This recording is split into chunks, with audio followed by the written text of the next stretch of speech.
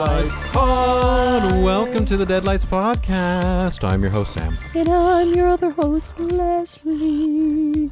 And we're bringing you another week of horror. Yet another one. Wow. Damn is what I'll start with. Damn. And that's what Kendrick Lamar said, too. True. At least Kendrick Lamar's damn was good. Uh-huh. This damn is terrible. Had some stinkers. Had a big stinker today, folks. I thought we had a deal with the horror gods and the bucket. Yeah. That we were just going to have one terrible movie a season. We've had a couple, actually. Now thinking about it, like... Yeah. Some But, like, one of them really sticks in my mind of being like, damn, this one takes the trophy. And now I'm just like, fuck. Do we have a new winner? A new winner chicken dinner. All right, let's introduce this movie before we're already talking shit about it. We are. So buckle up, people. Buckle up. Here we go. What did we watch? We watched They Wait in the Dark from 2022. Written, directed, and edited by Patrick Rea. Oh. Amy is a young woman on the run with her young son, Adrian, from her abusive ex-girlfriend. When the past rises up to haunt them, they must confront the forces threatening them, both outside and in. Yeah. I mean, I guess. They should have stayed in the dark. They should have stayed there, y'all. Honestly, like, the title doesn't fit really much about... it doesn't really fit the story. Yeah, it's just another long title. It's just more like a psychological, like, oh, okay, yeah, sure, whatever. But Ooh. Yeah, okay, so here's what I'll say about this movie before we get into it. Just overall note is, like, when we're spending the 90 minutes of a movie mostly questioning the logic and choices of just in general character, like, we were so distracted by how illogical a lot of the actions and motivations of the people were that we couldn't even pay attention to the horror elements. Well, nothing else. Yeah, because really there wasn't anything that was substantial about this movie. So all we were focusing on was on all of the things that were going wrong. And like we stated over and over again, it is really difficult to make a movie. But then there was like continuity issues. It seemed like a lot of the themes were just thrown in there just to make it of its time. But then it really wasn't saying much. And then it kind of just villainized a community of people. And I'm just like... what are we doing at this point? What are we doing? The big question for the movie was why? Why? Shit. Personally, I go into every movie that we watch, whether I've heard of it or not, with an open mind. Right. We have to. Inherently, if we're doing a movie review podcast, it's the only fair thing to do. I always fall on the side of wanting to like a movie. Yes. I really am always trying to find the things that they're doing successfully and doing because I feel like there is something usually in every movie that we can really be like, wow, this was cool, this was successful. But it was hard. It was very really difficult. Hard. And I apologize in advance for the things that we're going to say about this movie, because I know this is going to be another one of those episodes where we spend a lot of the time talking about the unsuccessful things. I promise we will try to find the positives. There's a couple. Yeah. You know? But if you don't like us shit-talking a movie for 45 minutes... Sorry, don't turn us off. Sorry. But also understand that we are, trying our best here to understand what these filmmakers are going for. We, with the knowledge that we have, we're not experts, but with, us enjoying movies, the whole concept of what we do is to critique films. And we pick the genre in which both of us really enjoy. And that's what we're doing. We're critiquing a film, and not all of them are going to be successful. And in all, it is difficult to make a film, but this is what we are doing. And for the most part. and we're not saying that we're right either. No, this is not at our all. opinion of this film. If you like this film, that's absolutely fair too. Like, I think, and these filmmakers, never would I ever say stop making films. I will say it first. I'm stupid. No, we're dumb. And yeah, no, but I love that you said that we're not here to be right. No, we're just here to share an opinion. Yeah, this opinion is very not the best. Shall we get into it? Yeah, let's get into Let's it. open up the can. Yeah, gosh. So I wanted to talk first, since we're going into the filmmaking part of it, about Patrick Rea, the filmmaker who is the writer, director, and editor of this film. I looked onto his IMDb. He's actually a very prolific indie filmmaker. He's got like 80 credits as a director. Wow. On his IMDb page between short and feature That's films. a busy person. He's a busy person. And so he's obviously has a love for filmmaking, and has some experience, being on sets and making films, whether they're long form or short form. So good on him for, making these things happen, because this is definitely an indie film. Oh, yeah. Yeah. Just the color of it. I asked if it was at A24. Had that look. It had that look. And that's one of my positives about this movie, is that it looks good. Looks great. That's what I was going to say, too. The composition of the shots, I thought, was actually pretty nice. There was a lot of these wide shots where we have a big space, a person small on screen, sometimes for a long period of time. And I was like, wow, these are actually very well composed. And there was thought that went into these shots, clearly. With going on that of how the composition is, it made it feel homey. Like we felt like we were in a home. So the realism of that was really captured for sure. Patrick puts a great deal of pre-production planning into his films. He goes through and he storyboards and he shot lists every single one of his films. I was like, man, that's amazing. You get like this map of a movie. I mean, like, this would be easy to shoot because you know exactly what you need to get. I think that kind of is where a lot of the director's experience is probably showing through. Like, he clearly knows how to light pretty well and compose a shot. So I think that, good on him and his DP, whoever he was working with, to give us these very pretty shots. Do you have 80 credits under your fucking belt? And I'm presuming this person is not in their 60s or 70s, No. So they're pretty young. So they're pumping out like 2-3, movies in a year. They're doing it. That's a lot of work and energy, and like, that's a passion. That's cool. Good on them. Yeah. Good on them. Clearly passionate about what they do. And these are the type of people that we want making movies. The people that actually care. And, we watched Eraserhead in this season.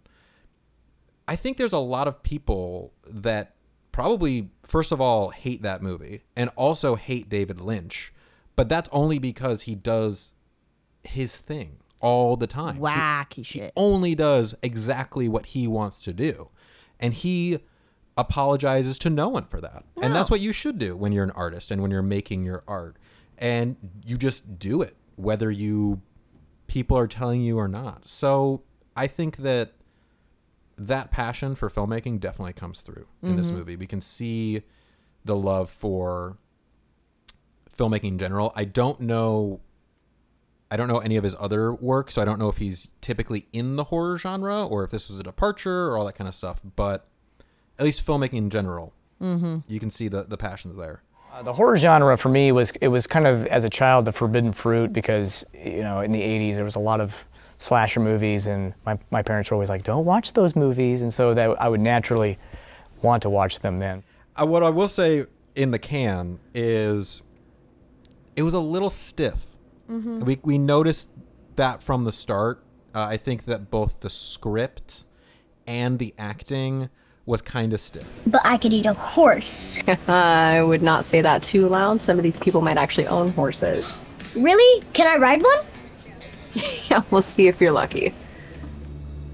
When was the last time you talked to him? Your dad? Did you talk to him before he passed? When was the last time you talked to him? Go fuck yourself sideways. Sideways. That's a new one. There's no chemistry within any of the characters. So that in itself just didn't feel realistic. We have two friends that come together after not seeing each other for years, and we're supposed to understand that they've at some point in their lives were close, and it just never gave off that. Amy! Hey, Jenny. Oh my god, how many years has it been? It's been a few. Well, you look good. Huh. My issue of the script is that the pacing was just rather strange. It just like at points were slow, and then some points were like need attention, so then it was created, and then it was awkward. And we're dealing with someone that has trauma, but then we're having these flashbacks, and the flashbacks just like they didn't work for me. We're supposed to get an abusive parent storyline. I want you to remember something very important.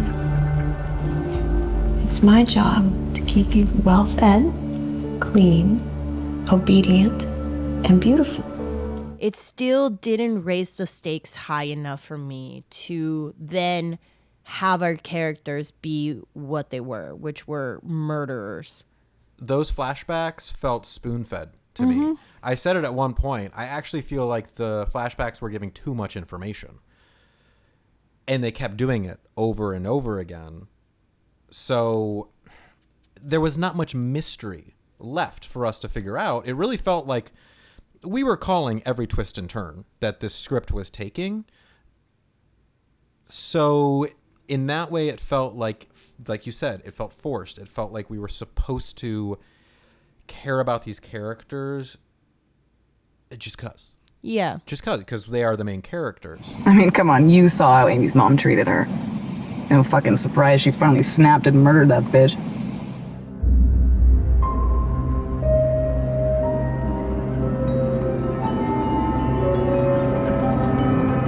So when we're getting spoon-fed information plus stiff writing and not that natural of acting, it's really hard for us to care. Honestly, it really is hard for us to care about these characters. We're supposed to be scared for Amy, the main character. We're supposed to be afraid of Judith, her abusive girlfriend, coming closer and closer and closer to her. But she was so fucking lame. But Oh she was my lame God, as I'm hell. So sorry. What'd you say to me? I said, how much for a night? You can just jump in the back of my truck if you're short on time. How much you got? You serious? You got a hearing problem or you just fucking stupid? All right. Jesus. Shit. Got a mount on you. Consider that your fee for the cat call. Now, wait a goddamn minute. You... Feel that? That's 8 seconds away from cutting off your micropenis and shoving it so far up your MAGA-loving ass that you can taste it. All right, look, it was a compliment. I'm sorry.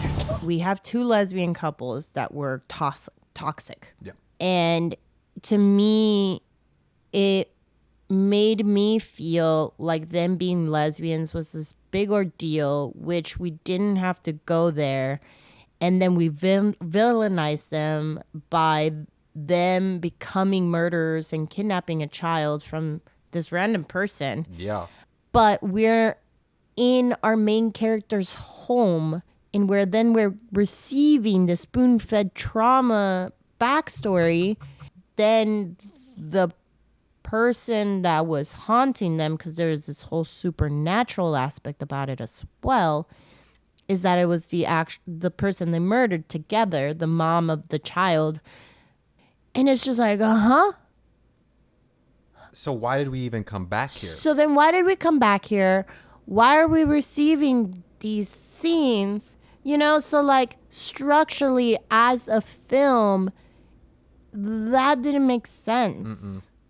And I know that they were trying to do like this twist of like, oh, it's not who you think it is. But then it's just like. But then it wasn't even that big of a twist though. Exactly. Because okay. It was the person that you killed. Duh. We stole you from her. We killed her. And then we stole you from her. When a film can like fucking really do the twist well, it becomes one of my favorite films. Because I'm just like, I missed that. And it's not because they didn't like give you the information or anything like that. It's just like it was just well done. And I can tell that they were really trying to do this for this film. And it's just like, no. We didn't land the plane. We didn't. It crashed. And going back to the fact that it's a lesbian couple that ends up being like the two murderers, it was a big deal for her to reveal to her best friend that she was lesbian. And there was this whole scene of the best friend being like, oh. Who are you running from? Her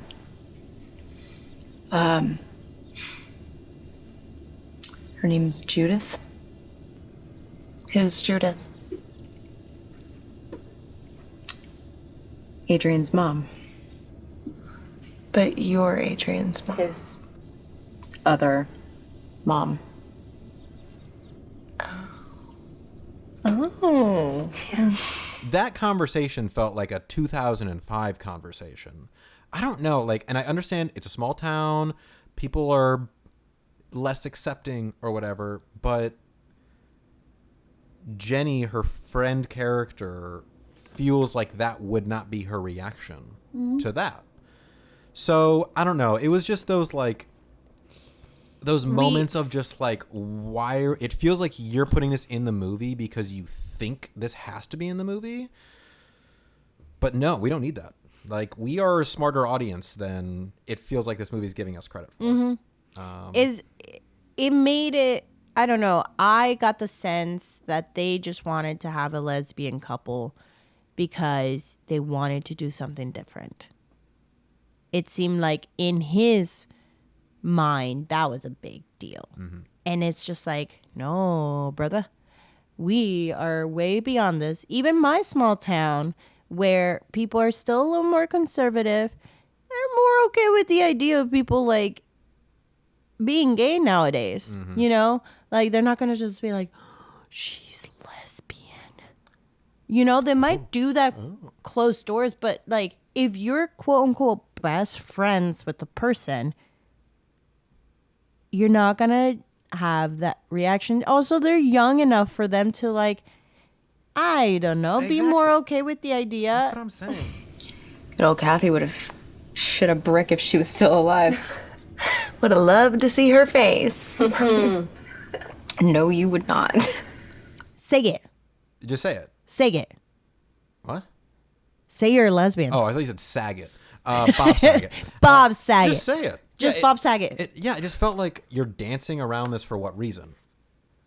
Because it was supposed to be a reveal. Yeah. It was supposed to be one of the reveals. And that's what I'm saying. It's like, these themes suck. We're just putting them in here to have a shock value when there's no shock. You know. So this Judith is a bit cray-cray. What? Did you just say cray cray? Isn't that what the kids say these days? No, it. If you're going to have people be lesbians, just have them be lesbians just the way that a heterosexual couple are. You don't have to highlight it. Yeah. It feels really forced at this point. And that's what I'm saying. Like, okay, if this movie was made in 2000 or the early 2000s, I can forgive them a little bit more for that just because, you know, we're in a societal switch then. But this was made 2 years ago. And I'm like, I don't buy that. I don't buy that people would be having this conversation then, or wouldn't be having this conversation like that. At least. So yeah, it was a little too dated for me. Yeah, I was just like, what is going on? Yarr. And then also, we have a black kid. Adrian was a black child. Yeah. And then it was revealed that the other mommy was also white. So then it was 2 white mommies. And they killed a black woman. And then they killed a stole his black child, or stole her child. Really? This is the story we're going to go with? And then this is our lesbian couple? Yeah. Our lesbian white couple who's killing a black woman for a black child. I knew then that I had to have you. God, you are so beautiful. What are we saying? It leaves a bad taste. And it's probably because they weren't trying to say anything about it. I don't think the filmmakers thought this far at all. I think we're thinking way farther into it than they ever did, which is the problem. That's the problem. That's why I'm saying, like, these themes were not working at all. They just threw shit and they're like, this is what's cool. This is what's going to make the film talked about. But in a bad way. Yeah. And I'm not saying don't cast who you cast, because it could have worked, but if we addressed it, if we made some sort of effort to make it part of the film rather than just an edgy choice. You know? Ugh, I don't Because know. ultimately the 2 white ladies were murdered by each other and by the ghost of the mom that they murdered. It was so spoon-fed, where we got a shot where there was a knife and the gun.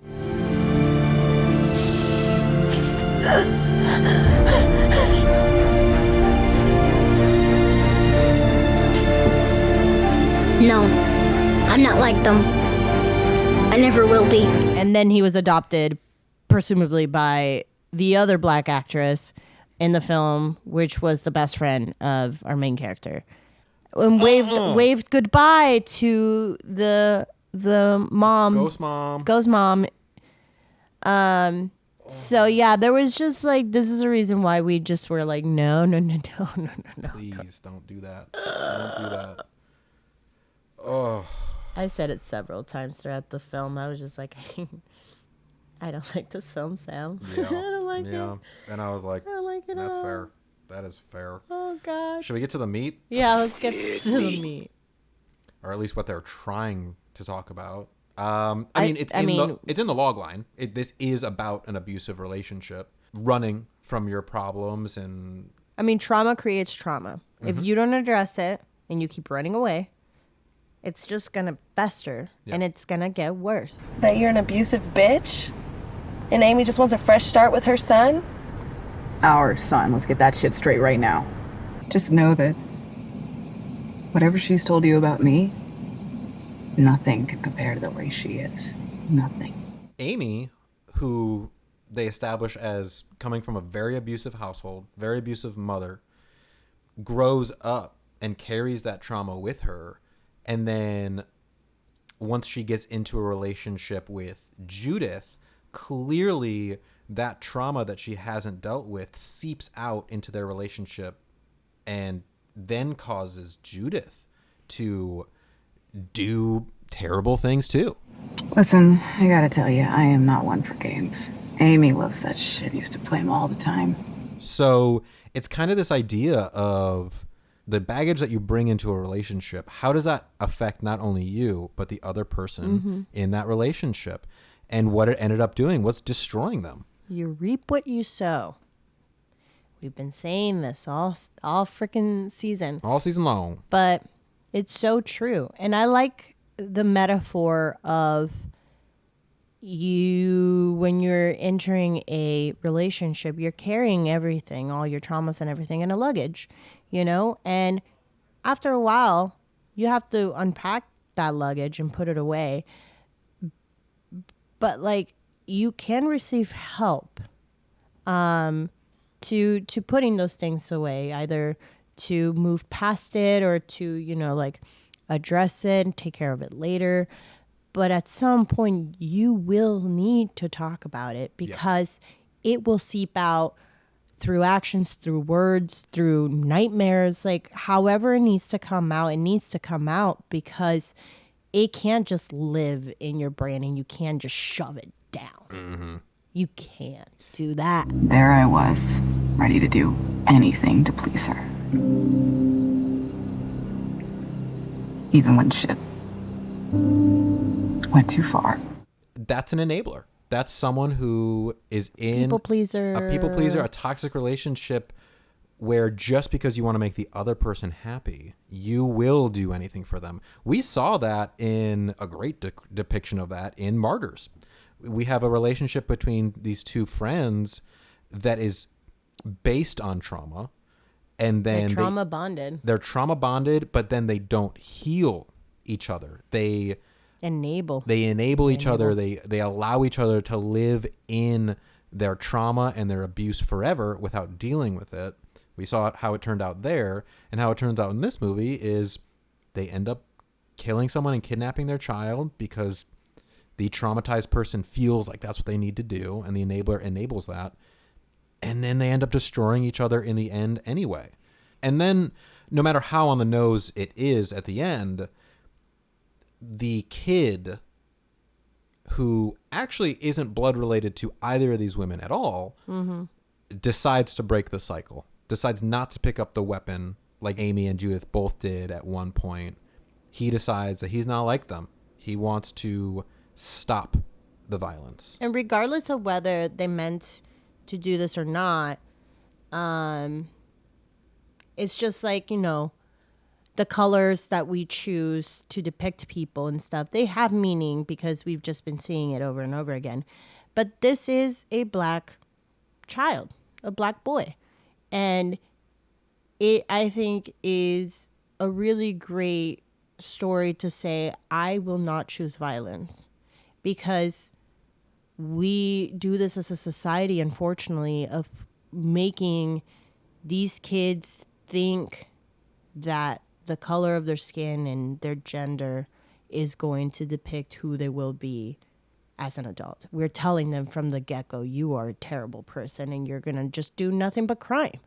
And so for him to just be like, nah, I'm not like you. I will not choose this.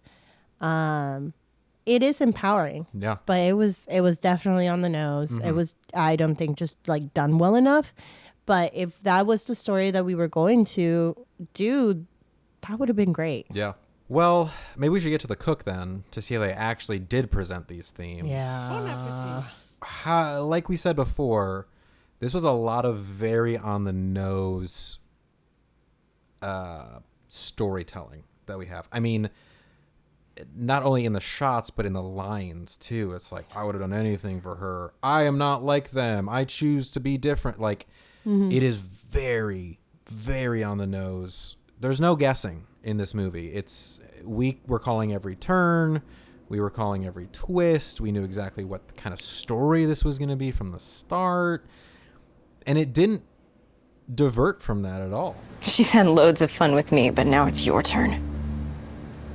I've got an old friend here for you. You're fucking crazier than I remember. Fuck you, she's here. It's a 2-for-1 special! When we were presented with Judith for the first time, I hated how she was presented. We got a shot of her boots, her walking in a fucking just like gas station. A fucking tracking shot in front of her. Yeah.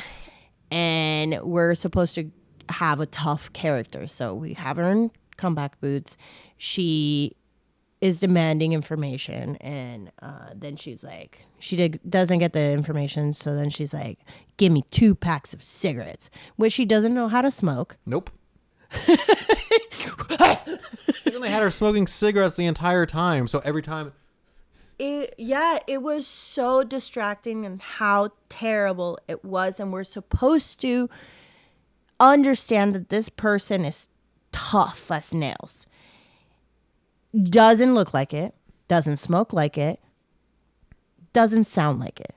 She's delivering every line so poorly.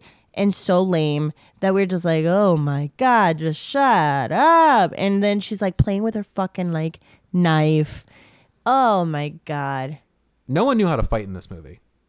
No one knew how to fight. Which makes me believe that the director was everything. I mean, he already was editing and producing and directing it.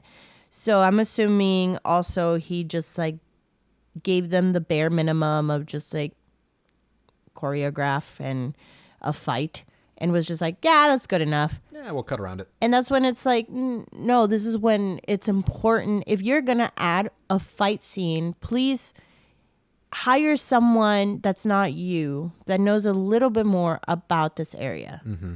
And or just don't include it because it just looks lame. Yeah. We couldn't take it seriously. No, it was so sad to see because I'm just like, okay, now there's negative points to fucking Judith. Yeah. There was this, I think this probably comes from the same writer, director, editor, whatever else he did, syndrome. There was a very, unfortunately, there was a lack of attention to detail. Obviously the fighting choreography was one of them, but small things like when Amy returned to her childhood home that was supposed to be abandoned for probably like at least 10 years. Several years. And it was the party house for teenagers. That place didn't look too fucked up. All the windows were intact. They're all intact. There was like a couple, what is it, Radlers on the fucking ground? Yeah. I'm sorry, what teenagers are drinking a Radler? Teenagers are drinking Radlers. No, the crew just drank those the night before and they threw them around. Exactly. Or also when she went to the basement and she found the old photos that were just printed at Walgreens or something. And it just felt like because there wasn't someone paying attention to these things, there wasn't someone asking the questions of, why would this character do that? So it was that lack of detail that was distracting for us. And unfortunately, it just made us question the logic over following the story. Yeah, I love when someone has an idea and they go through with it and accomplish it. But having multiple people's brains on a project, I think is not always a good idea. But like if you can have at least one person to help you do the editing, so then there's another mind that's like, oh, okay, I see what you're trying to do with the story. Let me help you. I think this direction through editing is going to help you get there or something. Or like, oh, this really doesn't work. It like kind of convolutes everything. So having just maybe a couple of more people in the project to help you edit further some of the things, just kind of polish things. Yeah. I think is always a great idea. Don't have like maybe 10 writers. We've seen the pitfalls of having too many voices, but like in the room. at least another person who help you edit the story that you're trying to tell. Yeah. Just gotta make it to the next town. Should only be a few miles away. You ready? I love you. Love you too. Yeah, I think this film could have been cooked better by just doing a lot more editing. Yeah. Of the story. Of the story. Of the script, like from the start. I think it looked great. I think, okay, whatever, work with what you have. If the fucking house didn't look as rattled as possible, I understand. We can forgive those things. But when it came to the script and the themes and how we cooked it, I think that just it was not successful. Yeah. Agreed. Yeah, the base, the script had issues, and therefore anything going forward was kind of just going to highlight that. Domino effect. Exactly. And then it all just fell apart, kind of, for us. Mm-hmm. Yeah. Well, should we get to the thrill? Yeah. The scary part Scary of this? part. You highlighted a part where I thought was cool. Yes, I agree. I think that on the surface, the scary part about this is we have this entity that is in Amy's childhood home that we are trying to figure out who it actually is. What is it that's coming for Amy and Adrian in this house? Some of the images that we have of like the overbearing mother, her hands on her kid's shoulders, they then carry that through to this entity. So attaching that kind of image to whatever the ghost is I like that a lot. You know, it's making it feel more real. It's preying on Amy's fears, her trauma to get to her. But it also felt like there was missed opportunities there. Like the first time that we see the entity's hand, the setup was supposed to be they're at the dinner table. Adrian is supposed to seem like he sees something behind his mom. And then when we cut back to the mom, the hand is already there. I thought it would have been way creepier if we had Amy a little farther over in the shot and the hand slowly creeping in from behind her in the shot instead of just cutting to it there. It kind of just loses that effectiveness of it being creepy. They, like you said, the pacing of that moment was off, and that was the first time that we saw the hand. I was like, ugh, that just felt like flat. And then that carried on because then we had moments in where we couldn't see her and she was just like this gust of wind. And then like they were running back and forth literally from the room, and it was just like, what are we doing? At one point she like grabs a chair and tries to throw it at the entity, and then like she got blown out. It was that what she was doing? Yeah, because I couldn't tell. But she was like, all we saw was her trying to throw it at a wall. And I thought she was going to throw it at the window to try to escape or something. No, but it was like the wall. It wasn't even the window. Such a confusing moment. It was, and that's when all of this kind of like editing, it just like confused the fuck out of us. Of just like, okay, we're seeing her, we're not seeing her. And she's like, gust of wind, she's not. Adrian is yelling at her. And then getting locked all the time in locked rooms. In every room, in the basement, in the bedroom, in the bathroom. In the bathroom. Who knows? And so like there was only one shot I thought that was successful, and that was when the friend was trying to come over. That was good. That was successful. That was actually a good moment to cut to the hand already being like, it's like just barely doing the last finger on her shoulder. Which was very like La Llorona. It was very much like freaking Insidious. Like we can borrow concepts and turn them into our own thing. There's so many things out there that could have been borrowed. Like we could have, the reveal of the entity could have been a very Insidious kind of thing. Yeah. Like where Adrian could have seen just a little bit of the face. And then we get the choking or something. Yeah. Like this is the first time that we're seeing that, oh shit, it's the mom. We should have like a bigger moment to reveal that visually, as we're also getting this, what's supposed to be a twist in the story. But we just cut to her. But then like she does not look gray, doesn't have the hands anymore when they start driving away. Yeah. She's like by the window and she's touching the window and there's fucking pressure. So I'm like, okay, she's solid now. Is she not a ghost thing? So I'm like, is she cured? Or did we just become lazy and did not put her back in her prosthetics? I don't get it. She's rid herself of the evil of these two lesbians, so she looks fine now. I don't know. Everyone's smiling in that last moment too, so. Yeah. Goodbye, Mom.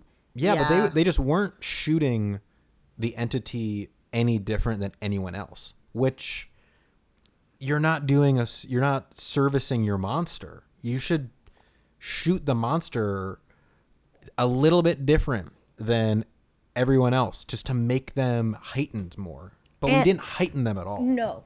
No. And so then to me, because we didn't highlight her as much, I'm like, okay, are the true villains these two white ladies?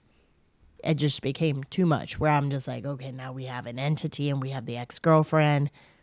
That is something I think that they were trying to go for while we're in the thrill, the scary part of this, of like Judith is pursuing them. They're trying to build her up as this dangerous person. And so she's getting closer and closer to Amy and finding out where she is. So that should be a scary part of it too, of, oh shit, like when is Judith gonna finally catch up to her? And then what's gonna happen when she does catch up to Amy? What is she gonna do to her? What's she gonna do to Adrian? Is she gonna find us? No, baby. Mom doesn't know where this place is. No one can find us here. The effort to make Judith scary was not successful. Not at all. Because then they also, by the end, you're revealed that Amy is actually the really bad one. Do it!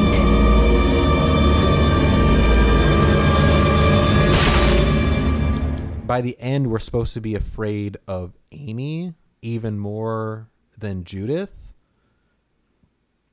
But I wasn't afraid of either of them. No. Amy's progression of what we were supposed to receive, that she was not as good as we thought, it is spurts of violence. Oh, come on, baby. It's easy. Let's do it one more time. No. Get over here.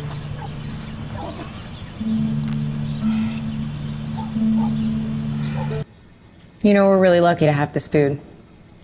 I know. Then eat. You think she's coming here, don't you? That's why you have the gun. She's gonna take me away. Eat your fucking food. Mom, What? I wanna leave. And where the hell are we gonna go, Adrian? Which I'm like, okay, yes, someone can hide their psychoticness very well. But like, because it wasn't acted well, we weren't receiving that. And it just seemed very random. And the tension was just like out of nowhere. And we're like, okay, what the fuck? When did we get here? Yeah. So because that wasn't well told, I was also not afraid of it. I was just not afraid of anyone. No, not at all. Not afraid of anything. All I was afraid of was how terrible this movie was, and it was not ending. How much longer is that? How much longer? That's scary. Yeah, I know. It's yeah. we So didn't really get a thrill ride. No. But let's get to the ride. Let's get to it. Nice.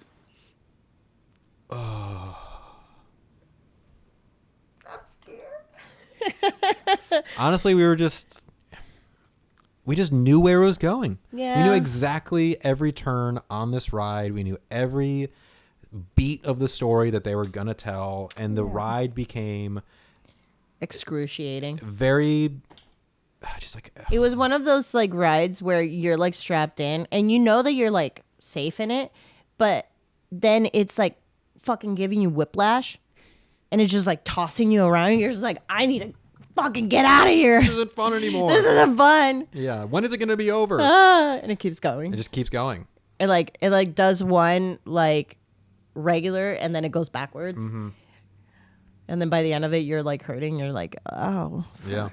That did a pretty good job of explaining the experience of this movie. Thank you. For sure. They wait in the dark. They wait in the fucking dark. Trauma waits in the dark. 2022. Should we get to these smashed pumpkins? I have. I have a number. We need a number. Oh, nope. Do you have a letter? F. F. Unsatisfied. It's a U. Just for the fact. We need to give them. Gotta give them props.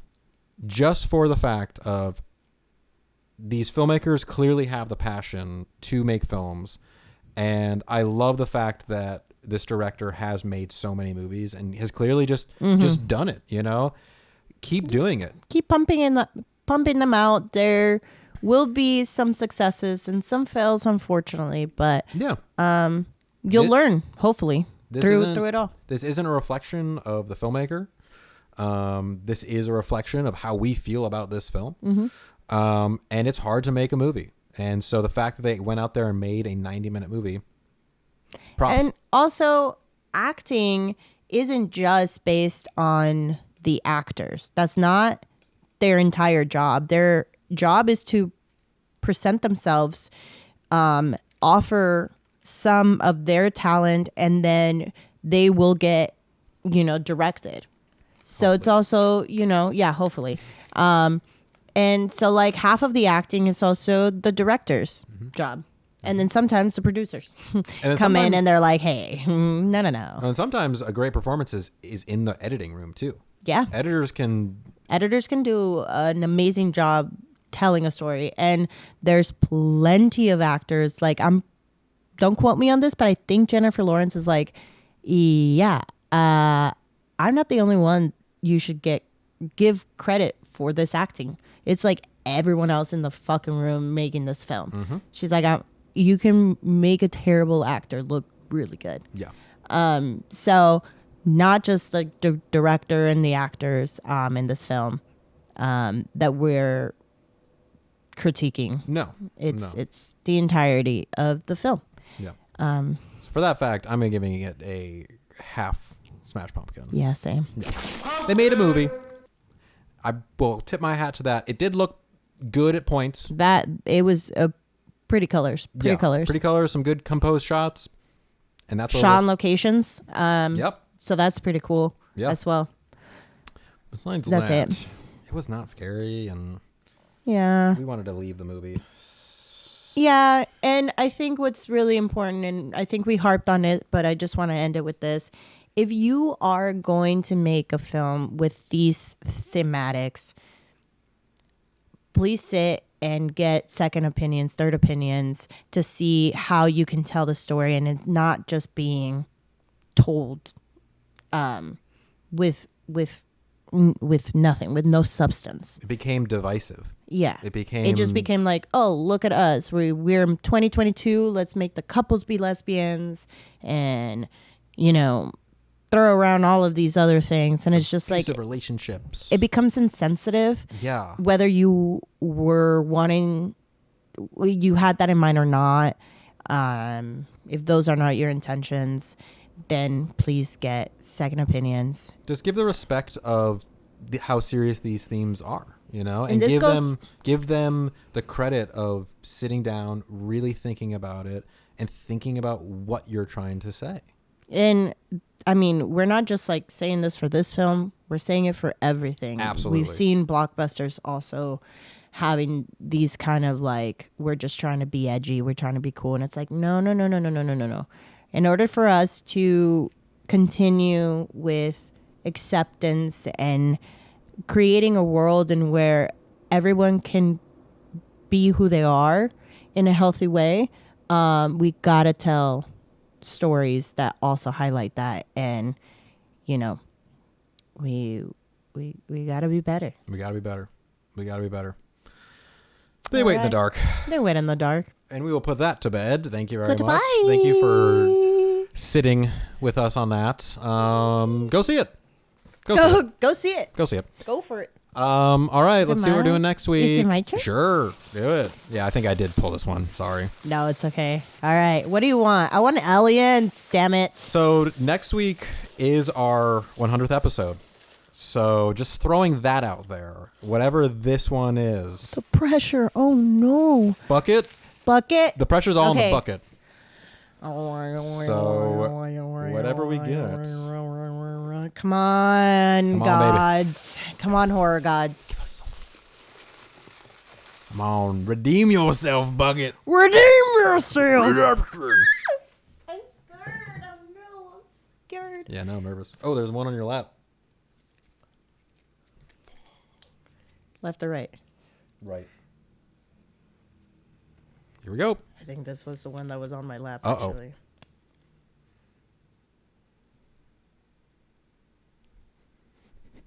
Okay. Tensions rise within an asbestos cleaning crew as they work on an abandoned mental hospital with a horrific past that seems to be coming back. I think I included this in the last trivia. Is this session 9? Yeah. Yeah. Session 9. Cool. From Sword. 2001. A movie that neither of us has seen, right? No, but I did a lot of trivia for it. So cool. Episode 100, session 9. This is one of those movies that I feel like I always saw the cover at Blockbuster and it always scared me. it seems so beautiful. Like the way they shot on location. This is the actual abandoned hospital. Ooh. So that makes it a little creepy. And it is falling apart. Like they use all the concepts of that. Wow. And it is massive. It's a massive hospital. And I can't imagine having every single room filled to the brim and there only being a few nurses and doctors. Yep, that's scary. That's scary. Just the concept alone of thinking about being in that place, whether there's ghosts or not, just in that fucking maze with all that history. Nah. No. Thanks. Mm-mm. I'll stay here. Mm. I'll just watch it from. And then shot on location. Yeah. I, as an actor, would be pooping my pants. I'd be like, no one is allowed to leave me alone ever. Well, I guess we'll see how that turns out next week. Woo! Join us for that. Yes.